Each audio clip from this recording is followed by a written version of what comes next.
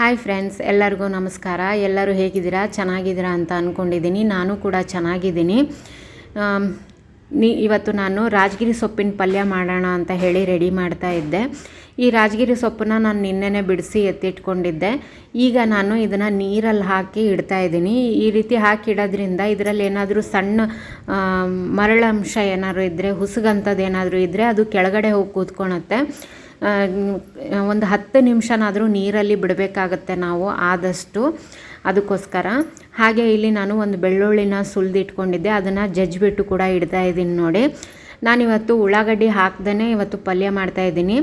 ನಾನು ಈಗಾಗಲೇ ಒಂದು ಸಾರಿ ಕೆಂಪು ರಾಜಗಿರಿ ಪಲ್ಯನ ಯಾವ ರೀತಿ ಮಾಡೋದು ಅಂತ ಹಾಕಿದ್ದೆ, ಉಳ್ಳಾಗಡ್ಡಿ ಹಾಕಿಬಿಟ್ಟು. ನೀವು ಆ ವಿಡಿಯೋನ ನೋಡಿಲ್ಲ ಅಂದರೆ ದಯವಿಟ್ಟು ಆ ವಿಡಿಯೋನ ಒಂದು ಸಾರಿ ಚೆಕ್ ಮಾಡಿ. ಇದು ಎರಡು ಮಿಕ್ಸ್ ಇದೆ, ಕೆಂಪುದು ಇದೆ, ಹಸಿರುದು ಇದೆ.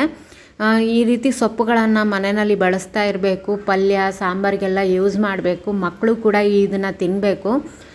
ತುಂಬ ಹೆಲ್ದಿಯಾಗಿರುವಂಥದ್ದು. ಆದಷ್ಟು ಮನೆಯಲ್ಲಿ ಬೆಳ್ಕೊಂಡ್ರಂತೂ ತುಂಬಾ ಒಳ್ಳೆಯದು. ಈ ರಾಜಗಿರಿ ಸೊಪ್ಪನ್ನ ಈಸಿಯಾಗಿ ಮನೆಯಲ್ಲಿ ಬೆಳ್ಕೋಬೋದು ನಾವು. ನಾನು ನಿಮಗೆ ಸಾಕಷ್ಟು ಸಾರಿ ನನ್ನ ತಾರಸಿ ತೋಟದಲ್ಲಿ ತೋರಿಸಿದ್ದೀನಿ ನಿಮಗೆ, ನಾನು ಬೆಳೆದಿರುವಂಥದ್ದನ್ನು. ಈಗೂ ಸ್ವಲ್ಪ ಸ್ವಲ್ಪ ಇದೆ ನನ್ನ ತಾರಸಿ ತೋಟದಲ್ಲಿ. ಇದನ್ನು ಈಗ ತೊಳೆದ್ಬಿಟ್ಟು, ಆಗ ನೀರಲ್ಲಿ ನೋಡಿದ್ರಲ್ಲ ಎಷ್ಟು ಗಲೀಜಿತ್ತು ಅಂತ. ಈಗ ಇದನ್ನು ಸಣ್ಣಗೆ ಹೆಚ್ಚಿಟ್ಕೊತೀನಿ, ಬೇಗ ಬೇಯಲಿ ಅನ್ನೋಕ್ಕೋಸ್ಕರ ಅಷ್ಟೇ. ಈ ಪಲ್ಯನ ಮಾಡಬೇಕಾದ್ರೆ ಸೊಪ್ಪು ಜಾಸ್ತಿ ಅನಿಸುತ್ತೆ, ಆದರೆ ಏನಂದರೆ ಇದು ಆಮೇಲೆ ಕರಗಿಬಿಡುತ್ತೆ. ಇದು ಪಲ್ಯ ಮಾಡಬೇಕಾದ್ರೆ ಎಣ್ಣೆಯಲ್ಲಿ ನಾವು ಫ್ರೈ ಮಾಡ್ತೀವಲ್ಲ, ಆವಾಗ ಕರಗಿಬಿಡುತ್ತೆ. ಅದಕ್ಕೋಸ್ಕರ ನೋಡೋದಕ್ಕೆ ಜಾಸ್ತಿ ಇರುತ್ತೆ. ಇದನ್ನು ಎಲ್ಲನೂ ಹೆಚ್ಚಿಟ್ಕೊತೀನಿ ನಾನು ಮೊದಲು.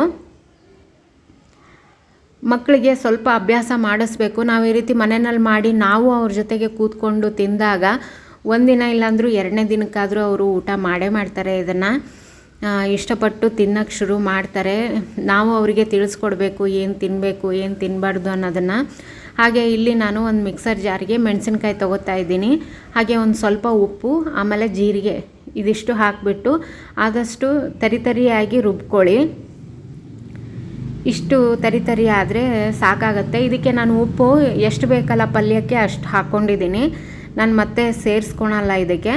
ಹಾಗೆ ಇಲ್ಲಿ ಒಂದು ಪಾತ್ರೆ ಕಾಯಕ್ಕಿಟ್ಟಿದ್ದೀನಿ. ಅದಕ್ಕೇ ಒಂದು ಸ್ವಲ್ಪ ಎಣ್ಣೆ, ಹಾಗೆ ಇದಕ್ಕೆ ಜೀರಿಗೆ, ಸಾಸಿವೆ ಎರಡನ್ನೂ ಹಾಕಿ, ಎರಡೂ ಸ್ವಲ್ಪ ಚಟಪಟ ಅಂದ ತಕ್ಷಣವೇ ಇದಕ್ಕೆ ಬೆಳ್ಳುಳ್ಳಿನ ಸೇರಿಸ್ತೀನಿ ನಾನು, ಜಜ್ಜಿಟ್ಟಿರುವಂಥದ್ದು. ನೀವು ಎಷ್ಟು ಬೆಳ್ಳುಳ್ಳಿ ಹಾಕ್ತಿರಲ್ಲ ಅಷ್ಟು ಒಳ್ಳೆಯದು, ತುಂಬ ಚೆನ್ನಾಗಿರುತ್ತೆ ಫ್ಲೇವರ್ ಇದರಲ್ಲಿ. ನಾನಿಲ್ಲಿ ಒಂದು ದೊಡ್ಡ ಬೆಳ್ಳುಳ್ಳಿ ಪೂರ್ತಿಯಾಗಿ ಹಾಕಿದ್ದೀನಿ. ಹಾಗೆ ಸ್ವಲ್ಪ ಕರಿಬೇವನ್ನು ಹಾಕಿ ಚೆನ್ನಾಗಿ ಒಂದು ಸಾರಿ ಫ್ರೈ ಮಾಡ್ಕೊಂಬಿಡಿ. ಬೆಳ್ಳುಳ್ಳಿ ಸ್ವಲ್ಪ ಕೆಂಪಗಾಗಬೇಕು, ಅಲ್ಲಿ ತನಕ ನೀವು ಇದನ್ನು ಫ್ರೈ ಮಾಡಿಕೊಂಡು, ನೀವು ಮಿಕ್ಸರ್ ಜಾರಿಗೆ ಏನು ಹಾಕ್ಕೊಂಡಿಟ್ಟಿದ್ರಲ್ಲ ಹಸಿಮೆಣಸಿನ್ಕಾಯಿ, ಅದನ್ನು ಕೂಡ ಇದಕ್ಕೆ ಸೇರಿಸ್ಕೊಳ್ಳಿ. ಇದರಲ್ಲಿ ಉಪ್ಪಿರೋದ್ರಿಂದ ನಾನು ಮತ್ತೆ ಸೇರಿಸ್ತಾ ಇಲ್ಲ.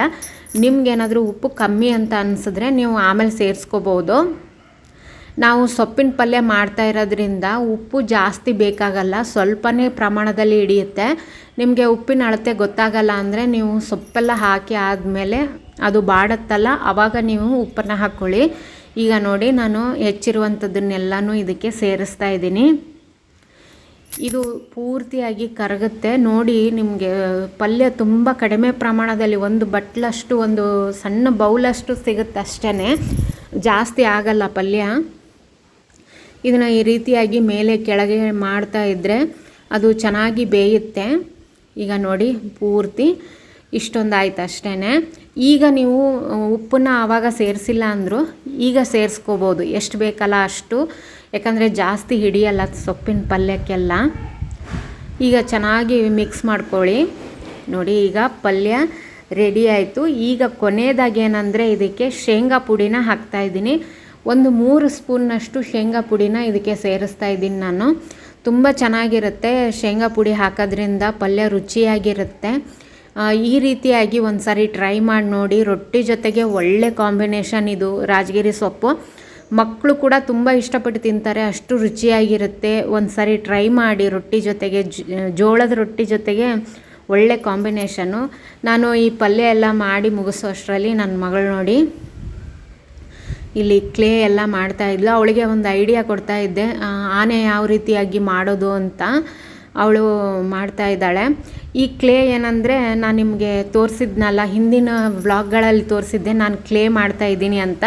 ಅದೇ ಕ್ಲೇಯಿಂದನೇ ಅವಳು ಮಾಡ್ತಾಯಿದ್ದಾಳೆ. ಇನ್ನೂ ಚೆನ್ನಾಗಿದೆ, ಅದು ಯಾವುದೇ ಥರ ಸ್ಮೆಲ್ ಇಲ್ಲ, ತುಂಬ ಚೆನ್ನಾಗಿದೆ. ಅವಳೆಲ್ಲ ಕ್ಲೇ ಎಲ್ಲ ಮಾಡಲು ಮುಗಿಸ್ಬಿಟ್ಟು ನಾನು ರೊಟ್ಟಿ ಮಾಡೋದಕ್ಕೆ ಅಂತ ಹೇಳಿ ಬಂದೆ. ಅವಳು ನನ್ನ ಹಿಂದೆ ಬಂದಳು, ನಾನು ರೊಟ್ಟಿ ಮಾಡ್ತೀನಿ ಅಂತ. ಕ್ಲೇ ಜೊತೆಗೆ ಆಟ ಆಡಿದ್ದಾಯಿತು, ಈಗ ಜೋಳದ ಹಿಟ್ಟಿನ ಜೊತೆಗೆ ಆಟ ಆಡೋದು ಈಗ. ಹಾಗಾಗಿ ಇಲ್ಲಿ ಬಂದಿದ್ದಾಳೆ. ನಾನು ಕೂಡ ರೊಟ್ಟಿಗೆ ರೆಡಿ ಮಾಡ್ತಾಯಿದ್ದೆ, ಅವಳನ್ನ ಕರ್ಕೊಂಡು ರೊಟ್ಟಿ ಮಾಡ್ತಾಯಿದ್ದೀನಿ ನೋಡಿ. ಅವಳು ಏನಂದರೆ ರೊಟ್ಟಿ ಮಾಡೋದಿದ್ದರೆ ಸೀದಾ ಬಂದು ಗ್ಯಾಸ್ ಕಟ್ಟೆ ಮೇಲೇ ಕೂತ್ಕೊತಾಳೆ. ಈಗ ಇದಕ್ಕೆ ಬಿಸಿನೀರನ್ನು ಕಾಯೋಕ್ಕೆ ಇಟ್ಟಿದ್ದೆ ನಾನು. ಅದನ್ನು ಕೂಡ ಈಗ ಹಾಕ್ಕೊಂಡು ಜಿಗಿ ಹಾಕ್ಕೊಂಡು ಚೆನ್ನಾಗಿ ಒಂದು ಸಾರಿ ಮಿಕ್ಸ್ ಮಾಡ್ಕೊತೀನಿ. ನನ್ನ ಮಗಳು ನಾನು ವಿಡಿಯೋ ಮಾಡ್ತೀನಿ ಅಂತ ಹೇಳಿ ಕೈಯಿಂದ ತಗೊಂಡ್ಲು. ಅವಳು ಇದನ್ನು ವಿಡಿಯೋ ಮಾಡ್ತಾಯಿದ್ದಾಳೆ. ಹಿಟ್ಟು ಕಲಸಿದ ತಕ್ಷಣವೇ ಅವಳು ಮೊಬೈಲ್ನ ಬಿಟ್ಬಿಟ್ಲು. ನಾನು ವಿಡಿಯೋ ಮಾಡಲ್ಲ, ನನಗೆ ಹಿಟ್ಟು ಕೊಡು ಅಂತ ಹೇಳಿ.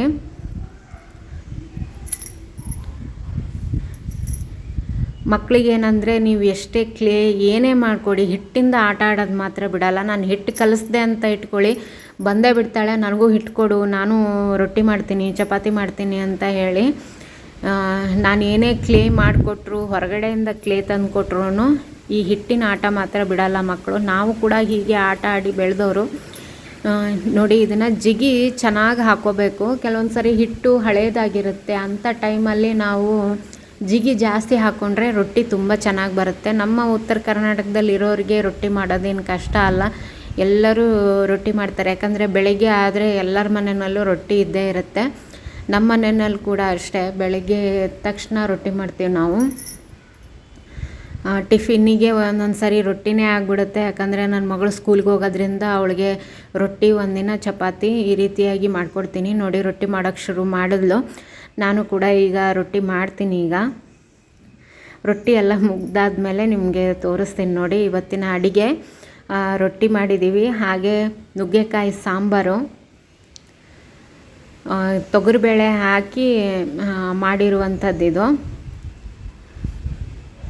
ನುಗ್ಗೆಕಾಯಿ ಯಾರಿಗೆಲ್ಲ ಇಷ್ಟ ಅಂತ ಹೇಳಿ ಕಮೆಂಟ್ ಮಾಡಿ. ಆಮೇಲೆ ಅನ್ನ ಮಾಡಿದ್ದು, ಮತ್ತು ಇನ್ನು ಈ ರಾಜಗಿರಿ ಪಲ್ಯ.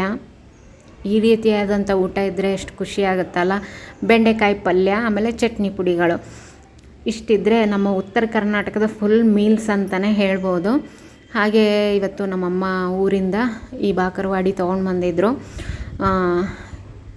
ಇದು ನಮ್ಮ ಅಕ್ಕ ಕೊಟ್ಟು ಕಳಿಸಿರುವಂಥದ್ದು. ನನಗೆ ತುಂಬ ಇಷ್ಟ. ಈ ಒಂದು ಬ್ರ್ಯಾಂಡ್ ಏನಿದೆಯಲ್ಲ, ಇದು ಬೇರೆ ಕಡೆ ಎಲ್ಲಿ ಸಿಗಲ್ಲ, ಅಲ್ಲಿ ಮಾತ್ರ ಸಿಗೋದು. ನಾನು ನಮ್ಮೂರಲ್ಲೂ ಕೂಡ ಹುಡುಕಿದೆ, ಬಟ್ ಎಲ್ಲೂ ಇರಲಿಲ್ಲ. ಹಾಗಾಗಿ ಬೆಂಗಳೂರಿಂದ ಅವಳು ಕೊಟ್ಟು ಕಳಿಸ್ತಾಳೆ. ಇವತ್ತು ನೋಡಿ ಊಟಕ್ಕೆ ರಾಜಗಿರಿ ಸೊಪ್ಪು, ಸೊಪ್ಪಿನ ಪಲ್ಯ ಮತ್ತು ರೊಟ್ಟಿ. ತುಂಬ ರುಚಿಯಾಗಿರುತ್ತೆ ಫ್ರೆಂಡ್ಸ್, ಒಂದು ಸಾರಿ ಟ್ರೈ ಮಾಡಿ ನೀವು ಕೂಡ. ಹಾಗೆ ಈ ವ್ಲಾಗ್ ಇಷ್ಟ ಆಗಿದ್ದರೆ ಒಂದು ಲೈಕ್ ಮಾಡಿ. ಇನ್ನೂ ತನಕ ನನ್ನ ಚಾನಲ್ ಸಬ್ಸ್ಕ್ರೈಬ್ ಮಾಡ್ಕೊಂಡಿಲ್ಲ ಅಂದರೆ ದಯವಿಟ್ಟು ಸಬ್ಸ್ಕ್ರೈಬ್ ಮಾಡಿಕೊಂಡು ವಿಡಿಯೋಗಳನ್ನು ನೋಡಿ ಸಪೋರ್ಟ್ ಮಾಡಿ. Thank you.